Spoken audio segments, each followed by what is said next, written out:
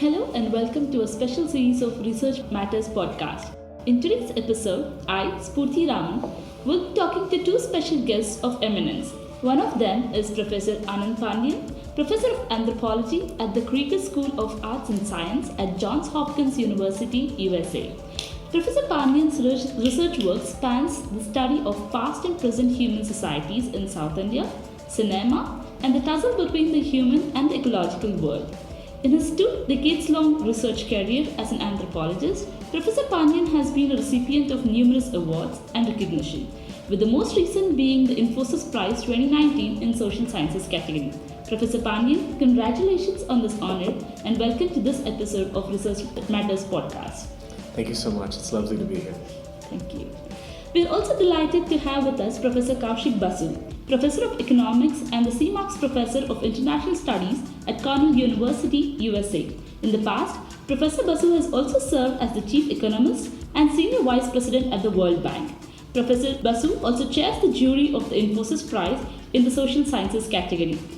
Thank you, sir. Wishing you a warm welcome to this episode of Research Matters podcast. Thank you very, very much. Pleasure to be here. So let me start off this episode with a question to Professor Pandian. So your field of research, anthropology, is the study of humans, human behavior and the dynamics involved in human societies. In this broad area, where specifically does your research fit in? Well, I am a cultural anthropologist, which means that I think very particularly about human culture, human society, and the ways that culture and society shape what it is that individual human beings do. I focus in my research on India, and in particular South India, more specifically Tamil Nadu, for most of my work. And thematically, I have been thinking especially about environmental and ecological questions, that is to say, relationships between human societies and the larger non-human world in which our cultural and social lives unfold. Thank you, sir. That was very informative. And just passing it on to Professor Basu, could you help our listeners understand the importance of Professor Pandian's work in this broader field of social sciences? So, how is it important? What are the implications? And how much of an influence does his work have on the broader field of social sciences? Anand Pandian's work is very broad. It's the scope that, as the jury, when we were looking at the work, it's done very differently. This is social sciences across the fields have very different methodologies, so we had to be sensitive to this. But on the one hand, ecological concerns. On the other hand, the intertwining of the human mind with this larger ecology. Plain simple work, life, sense of ethics of the cultivators. The whole range is huge, and what we felt, and since this was a very diverse jury, is at one level it is very foundational work beneath all the social sciences. In economics, we wouldn't really look at these things, but they are underlying the discipline. So our view was that his work at a certain level spans the social sciences, so it was, when we reached the conclusion, it was an easy conclusion to give him the award.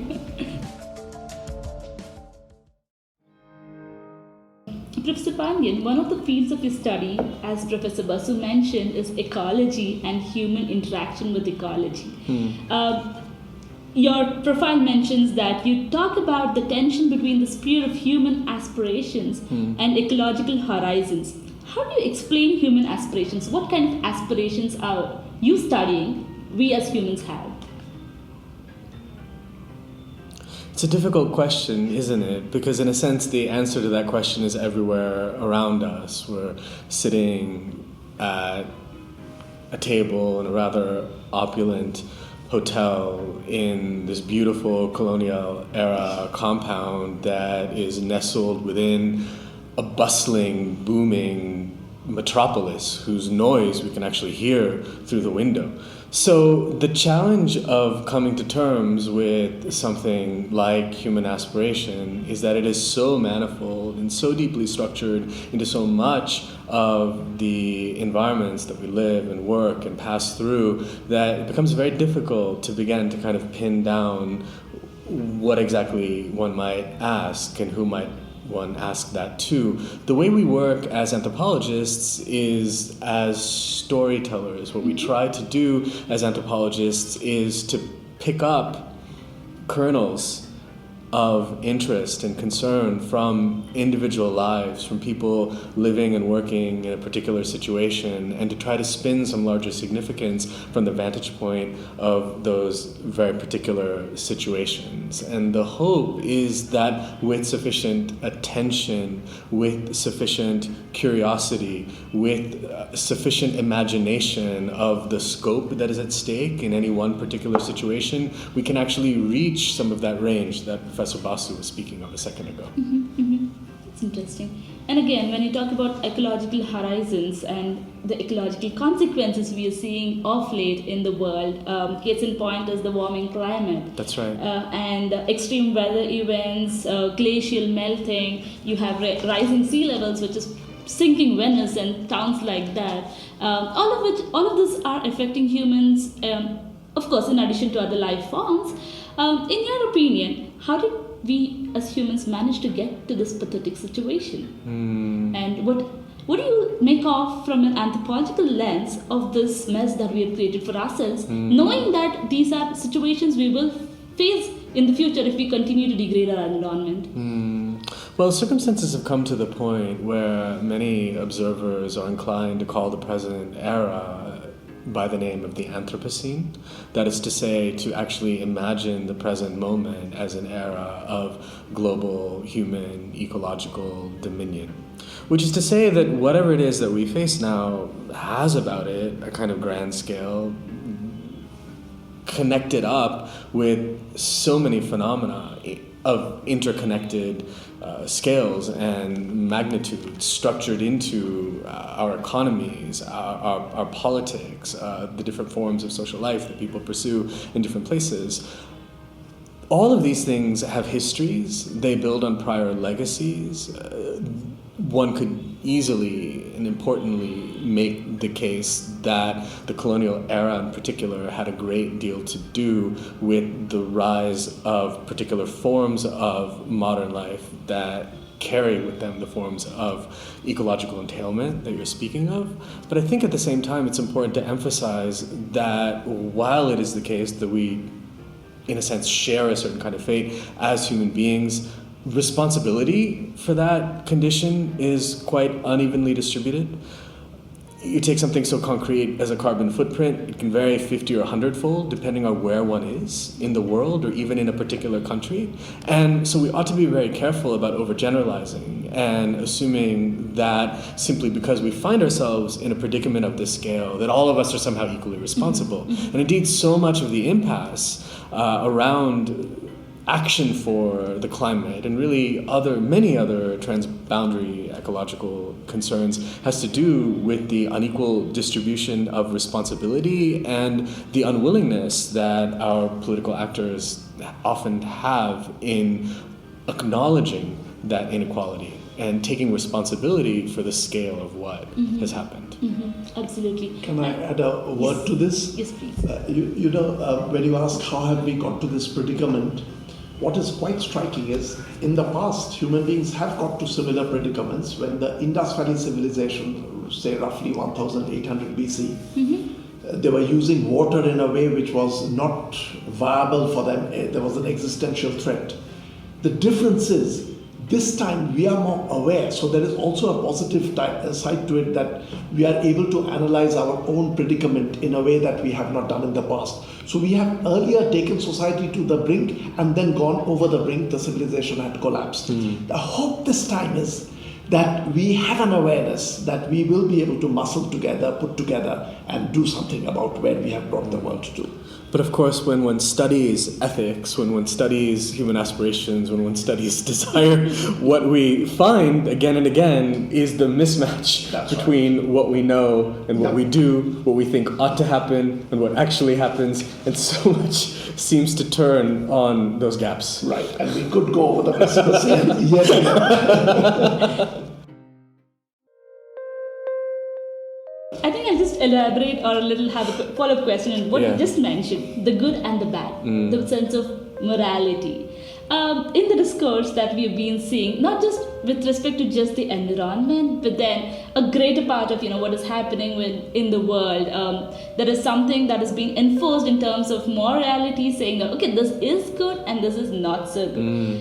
In the field of anthropology, how do you define morality? Is there a sense of it at all? Do we as humans recognize the good things that we've done versus the bad things we are doing? And if it does, is there a broader narrative that we get carried away with, saying that okay, this is good because there is a narrative about it? I think with the sphere of morality and ethics, as with many other spheres of human life, there's a temptation to overgeneralize and to abstract from the actual complexity of life. So with morality, for example, it's very easy to kind of fall back on certain principles. Well, this is what's right and that's what's wrong.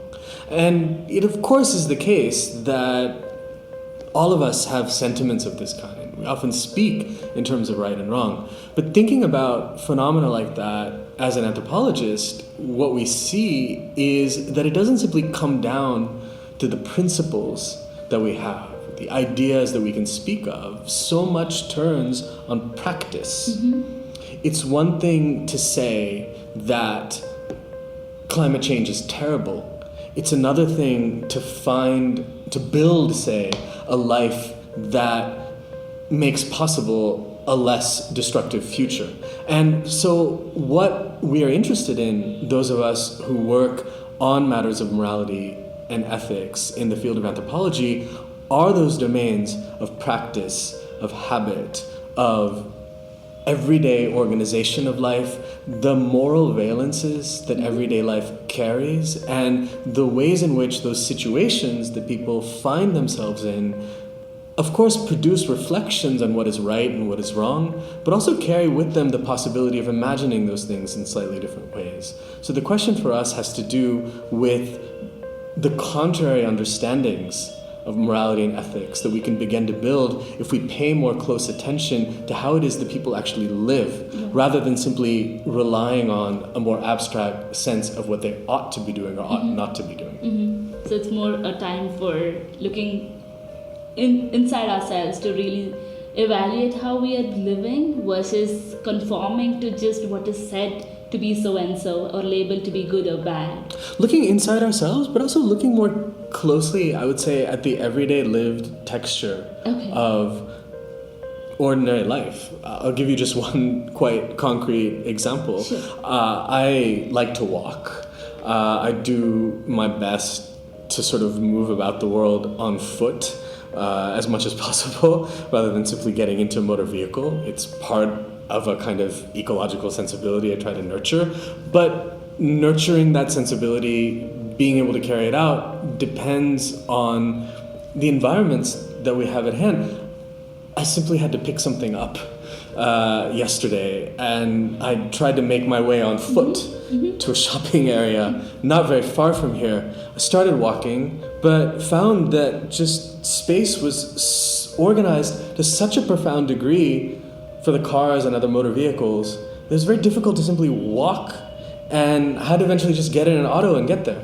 And so I think that a lot turns on these tensions, these contradictions, sometimes even these impasses between what we'd like to do and the actual practical circumstances that we find ourselves in. And my hope as an anthropologist is that if we begin to pay closer attention to that actual lived texture, that actual lived complexity of what it is that people do on a day-to-day basis, how it is that they try to reconcile what they think ought to happen with what they're actually able to do, if we begin to build out a more complex picture of morality, of aspiration, so on and so forth, from that texture, that we can begin to build life situations that are more responsive to those desires that we have. That's an interesting way to look at it.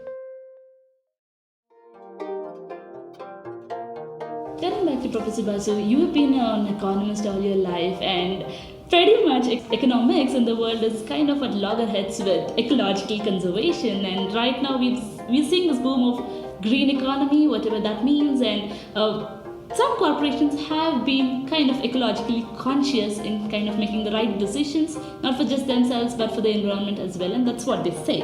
As we speak of all this, what, as an ecologist in your mind, should we look at policies? How should we look at policies that are emerging right now with the environment taken into consideration, and what should change going forward now that we recognize that we have come a long way of devastation? Economics has a sense of guilt about how poorly it has handled, but also I believe because of the technology of the subject, it has a special responsibility. A little bit about the guilt. Economics begins, if we treat a year as a beginning, 1776, Adam Smith's work, where Adam Smith is stressing in a world where if individuals go about their daily chores, maximizing whatever they want to do, that will be sufficient for the world. Actually, I should be careful. Adam Smith himself was very careful about this with the qualifiers, but subsequent interpretations took this to be the heart of economics discipline, that each individual maximizes his or her own utility, selfish ends, and that's fine. At one level, that was okay when you're living in small societies. But soon, from the village commons, you begin to realize that actually there are huge faults in this kind of a thinking. Within economics, there were early writers, Elinor Ostrom, who won the Nobel Prize in Economics, began to recognize that there's a huge deficiency in the discipline, not recognizing that we have a collective responsibility. Each of us has a collective responsibility. So yes, economics was rather late to wake up to this. Having woken up, when you are thinking of structuring, I'm not just thinking of individual responsibility towards the world, but actually writing down, designing contracts across countries, across corporations about how they behave.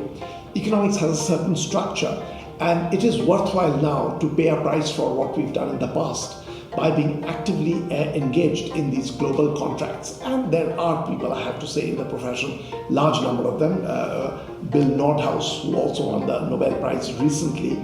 These are people who have been talking about the importance of these kinds of collective contracts. Contracts is beyond sort of the individual realizing and doing things. It is almost a sort of policing, but policing for a good cause. So the discipline is using some of its formalism now to make up for some of the lapses in the discipline historically. That gives some good hopes to the years that we will be looking forward to. And I think you mentioned about the village commons and how they lived with a collective sense of responsibility towards what they are entitled to. And going back to Professor Pandian's work, one of your focus areas has been South India and mostly the rural aspects of life in South India. What do you feel fascinating about it, and why is that a specific topic of interest for you? Well, I think it relates in a very important way to what Professor Basu was speaking of just a second ago. The difficulty that we sometimes have with our modes of analysis in thinking beyond the individual.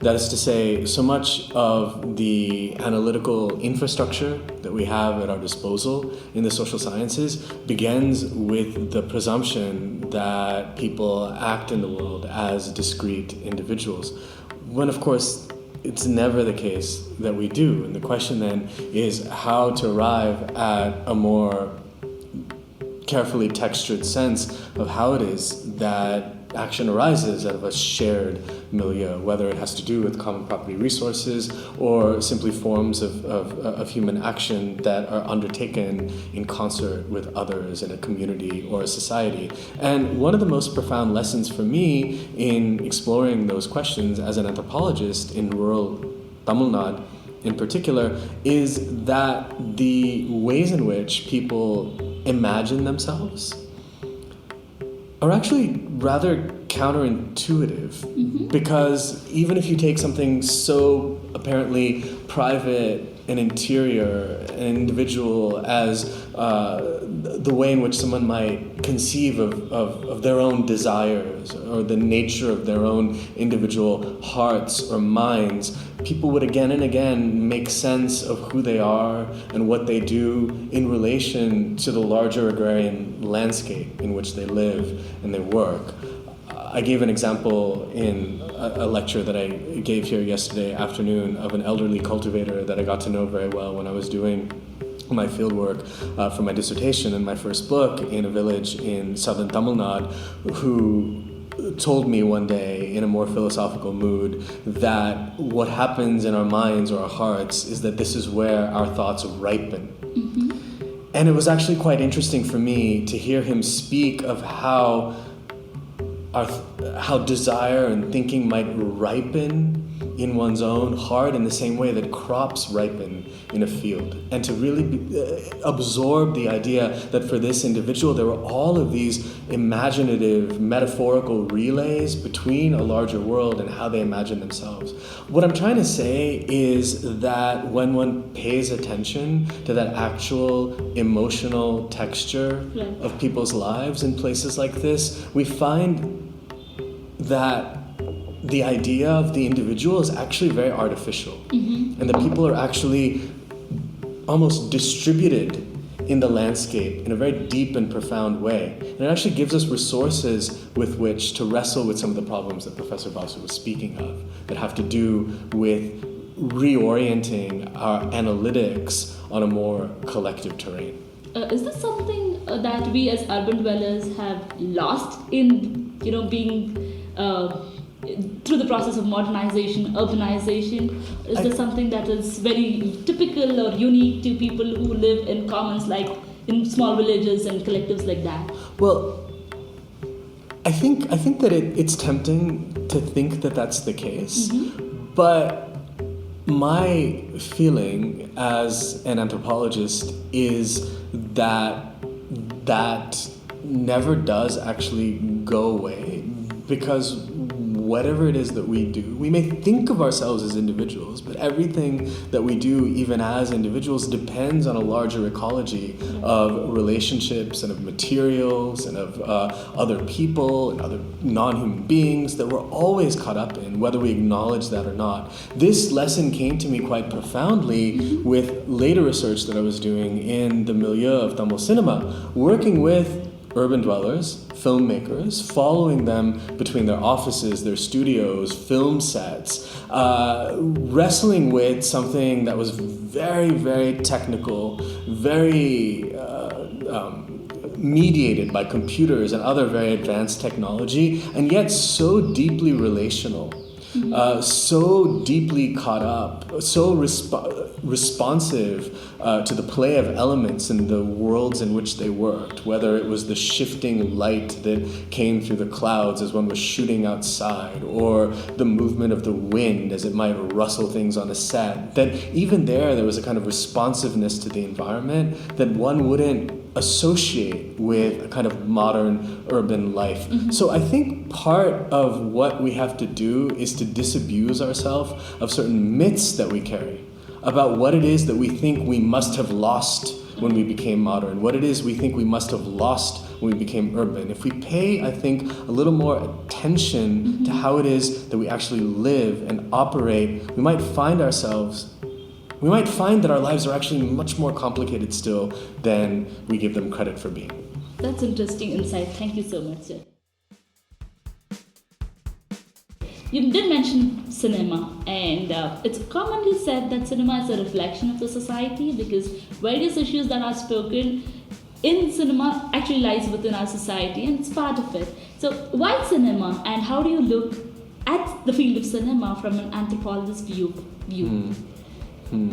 Well, the reason why I decided to do fieldwork with filmmakers in particular is that cinema was a ubiquitous and inescapable presence in the rural Indian environments where I'd previously done research. That is to say, when I was speaking with ordinary cultivators, irrigators, agrarian laborers about how they conceived of the good life, how they conceived of a desirable future for themselves or for their children, there was a constant reference to cinema, to fragments of cinema, to bits and pieces of songs from films, to scenes, to bits of dialogue, to make sense of these moral matters. And I was very intrigued by that. the way that cinema somehow crept into the most intimate recesses of life in rural Tamil Nadu, and I wanted to get a sense of where that came from and how it gained the power that it did, and that took me to these filmmaking sets and so on, where I began to travel around with these filmmakers as they were working, and that eventually turned into a kind of anthropological study of the creative process. It is the case that whether one is speaking of cinema or websites or podcasts, even like the one that we're doing right now, mediation is a ubiquitous feature of our contemporary life. There is no unmediated relationship that we have to the world. Even when we speak of nature and the environment, whatever we imagine and conceive with regard to those topics is still mediated by images that we see, by clips that we see, by the imagination that they provoke. So we have to wrestle with that. We have to wrestle with the intense and overwhelming way in which this world of mediated content is such a pervasive overlay in our modern experience that it's very difficult to even imagine what lies beyond it. And so I think we have to wrestle with that somehow. This is actually fascinating to me because when we were reading your work, I was very intrigued by your work relating to the cinema. From my sketchy reading of Anthropology, I don't know of anyone else who's done it. Is there another anthropologist who's done this kind of work? There's an anthropology of media. There's an anthropology of cultural production. Yes. And even within the anthropological work on cinema, which is mostly about spectators and spectatorship, there's a small body of scholarship on production, on cinematic production in particular. So there are others, and you know, we always follow in the footsteps of others. I think the maybe one thing that differentiates that book that I wrote is that the interest that motivates that particular book, Real World, has not only to do with cinema as such, but creative process and the relationship between cinema and other creative arts that include writing. So what I think made that work rather unusual is that I really asked myself, if I am doing this anthropological work on a creative process like filmmaking, how will I do justice to that creativity in the writing itself? What will I do rather than simply say they did this and then they did that and this is what I think it means? Can I convey something of that uncertainty, that openness, that sense of absolute, sometimes fearsome uncertainty as to what would happen with a given production? How do I convey that to a reader? And so eventually that particular book became a kind of meditation in the space between cinema and creative nonfiction. And I think that might be something that's a little more unusual with regard. Very interesting. Yeah, definitely. And I think you've used cinema as one of the tools to kind of, study human societies per se. And talking about tools, I think one of your recent books, I must confess I haven't really read it, but one of your recent books titled Possible Anthropology, Methods for Uneasy Times. Yeah. And I do gather that it looks at how anthropological methods could help in sailing through difficult times that we are headed towards, and maybe could you possibly just shed some light on how anthropology as a field of science and as a tool can help us live a better life in that sense? I don't know that anthropology can help us live a better life. I think that's a grand aspiration. And I think that doing good work in the social sciences requires a healthy dose of humility. In fact, it requires a willingness to suspend one's own ideas as to what is desirable, as to what is valuable, and to really try as honestly as possible to absorb the way those things might look to people positioned very differently in the world. With the hope, perhaps, of having gotten somewhere ultimately worthwhile, but never really knowing whether we'll get there or not. To me, the value of anthropology lies in its commitment to getting as deeply and as sincerely as possible into the lives of other people, into their imaginations of the world, into the texture of their own thinking, their own conceptualization of what it is that we see and encounter, with the hope of arriving at conceptual, imaginative resources that can get us out of some of these impasses that we're caught up in. So to go back to an example that Professor Basu gave us a few minutes ago of Elinor Ostrom and her work, if it weren't the case that you had social scientists looking very closely at a particular empirical phenomenon, that is to say, common property resources, and the stubborn and unusual fact that people in a variety of different situations somehow have not fallen into what Garrett Hardin famously called the tragedy of the commons, but instead found a way, or have found ever so many ways, in fact, of sharing what they need in relation to particular social arrangements. If one didn't begin with an honest appraisal of that empirical fact, its confounding nature, its difference from what one might expect, would never have arrived at the forms of conceptualization and theorization that she eventually gave and for which she was given that prize. So the work of the anthropologist is to engage in a kind of good faith appraisal of empirical experience in foreign situations, in unfamiliar situations, and to really try to ask the question, what if the world really did work this way? What if human societies were really organized in this fashion? What if our cultures were motivated by these concerns rather than the concerns that we take for granted?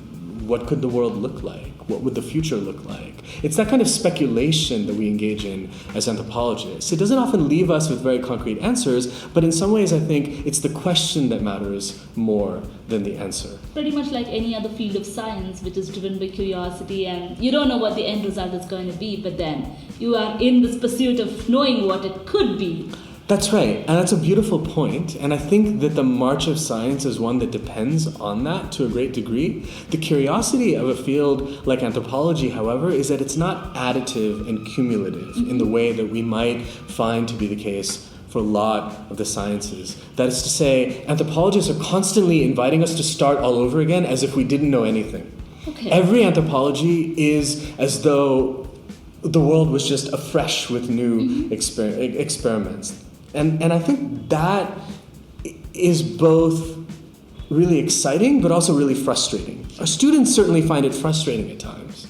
Right? Why am I going through all these strange... why do I really need to think of everything all over again in this other way? But it's that capacity to reimagine everything all over again from some other radically different standpoint that we seek to cultivate and nurture as anthropologists. And it's that imaginative art, I think, that one could use a bit more of in a world that appears to be caught in impasses of one kind or another. And this is part of what I talk about in that particular book. Thank you so much, Professor Pandian. This is really, I think, provides a lot of insights into what the field of anthropology entails, when one looks into it, especially for our listeners who may not really be familiar with the subject. This is a great insight. Thank you. Moving on to Professor Basu, would you like to add your thoughts about how the field of work that he just described fits into this,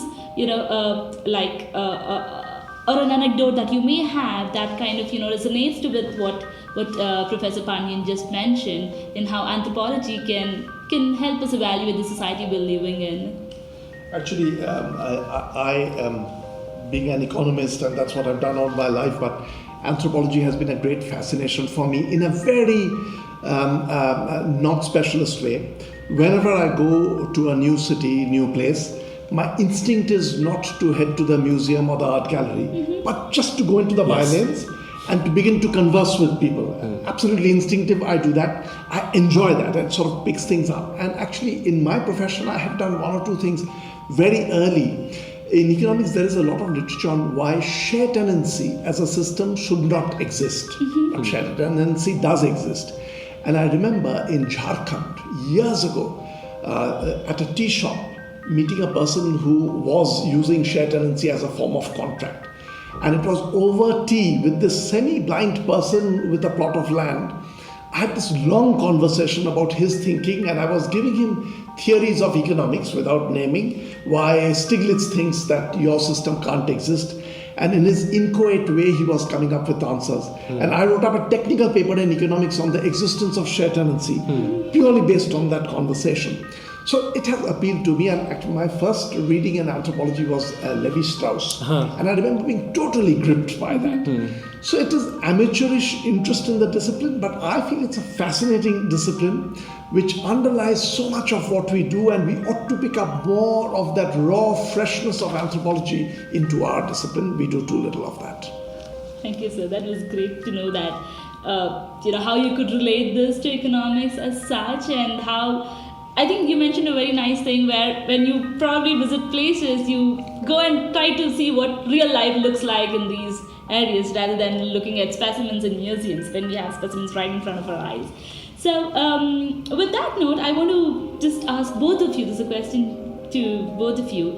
So when we are stepping into the next decade now, starting this year, how do you view this field of social sciences as a broader subject and anthropology as a specific subject?